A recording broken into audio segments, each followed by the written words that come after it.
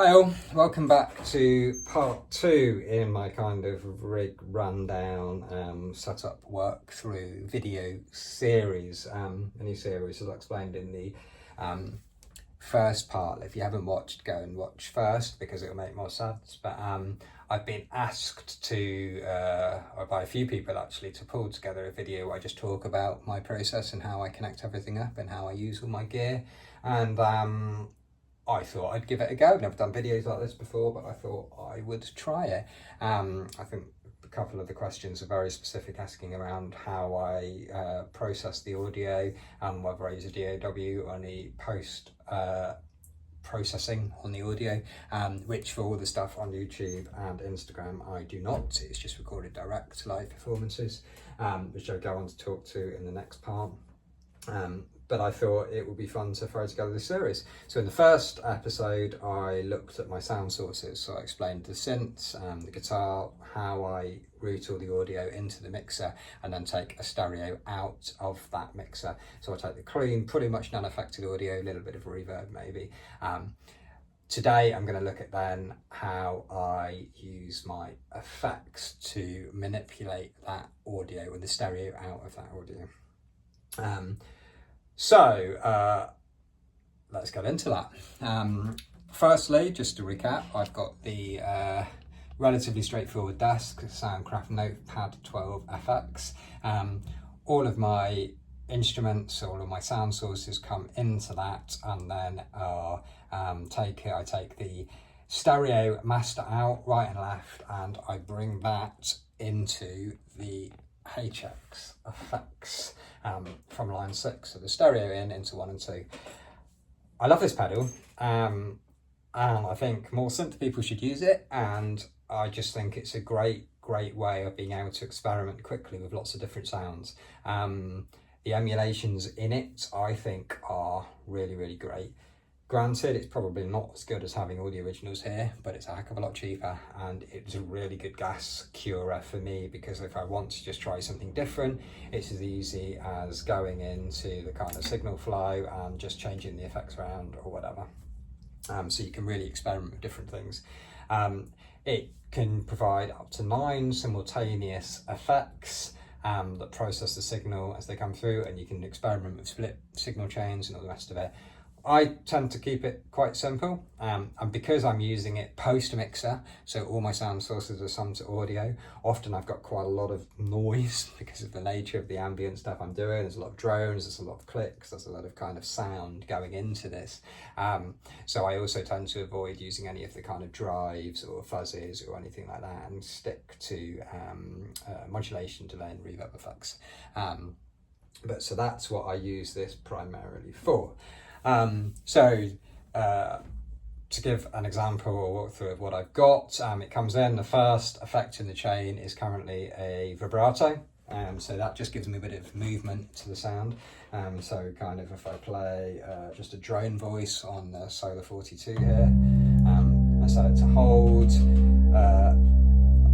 I've then got a vibrato, so very slow, subtle, but just gives a slight sense of movement to the sound. It was the first of the effects I hit. I then go into a tremolo, so if I stop that a minute and go into the harmonic trem. Again, I've set that with a slow, relatively kind of modest effect, but again it just ducks and provides a bit of movement to the sound. Nothing too significant, but I enjoy the way it just adds that little bit of movement. After those 2 modulation based effects, I go into a delay. So stop that a minute. It's a short delay I tend to use to start with, and that's generally either the Cosmos Echo, which I've got here, which is like a space echo emulation. So in here, that's a relatively short delay. I sometimes also use the Memory Man emulation in here, which I think the Elephant Man is called, which is also great, or just a tape delay, another type of tape delay. I particularly like it with those kind of percussive, clicky sounds, and as I explained last time, with the sounds I use predominantly on the subharmonicum See, those delays add some really interesting kind of tails to that sound. From that, I run into dynamic hall. I have that on most of the time, actually. It's a very, very kind of straightforward hall reverb, but I like the way it interacts with the sound. If you play louder, it's a bit bigger. Kind of, it's dynamic, as the name says. So I have that on most of the time. It just softens the sound a little bit. And from that, I run into a long delay, so the ping pong delay. I set this really long. And the idea is it just gives a kind of, it's panned really wide left and right.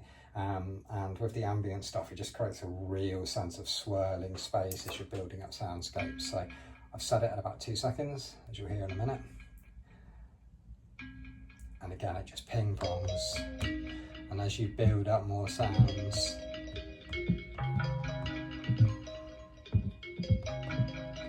they just start moving around the stereo field and create some movement, which I really enjoy. The final effect then is a cave reverb. I don't use it very much, but I've set that as a big decay, kind of really large ambient reverb, which I can just smash everything into and create these kind of big wall of sound things. I don't use it too often, but when I do use it, I really enjoy it. So that is the final bit.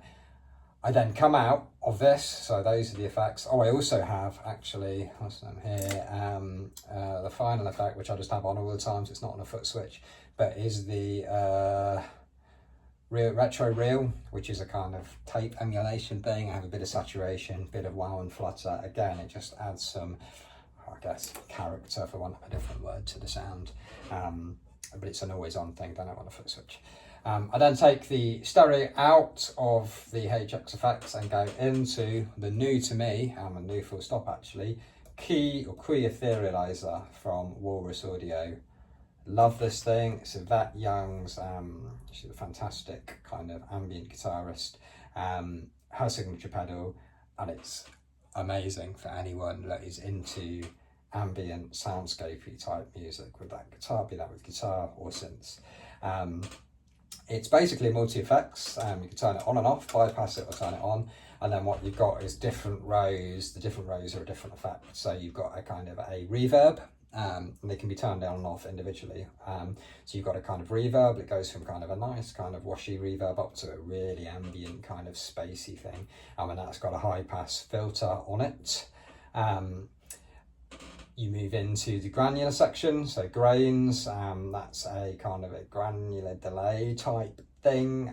It can be even a phrase sampler or grain cloud, which just sets up kind of sounds. Let me just turn that on a minute. If I turn the other bits off, you can hear what it does. Just washes the sound around, and you can make that pitched up 2 octaves, you can take it down an octave.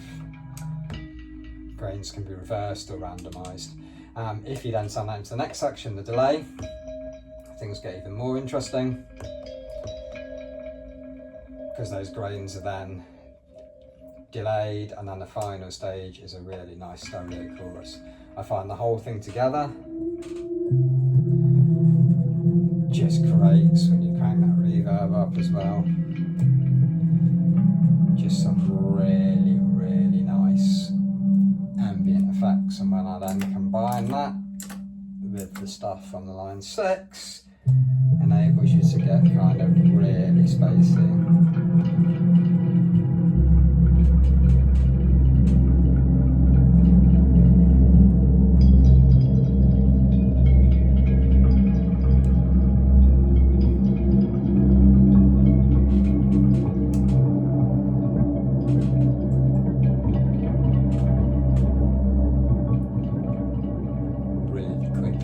Very easy to get lost in all of that. So they're the effects I use. As I say, I think the two things combine really well together. You could go with one or either, but I find this is just great for those bread and butter things. It does really, really good job. And I love the fact that I can just swap all of this out really easily. And then this is a bit of a luxury, but there's just space and textures and sounds it provides to the signal, I absolutely love. So it's a pedal which I've really grown very fond of recently. It does a couple of other bits as well. This is kind of a digital delay line, tap tempo. You can take it to kind of auto self oscillate, which is good, and there's a freeze element. You know, it's a really, really, really great pedal. And I think that probably sums up the effects. There is some effects in the later section of the video as well, but I think I'll deal with that as part of the looping episode, which will be coming next.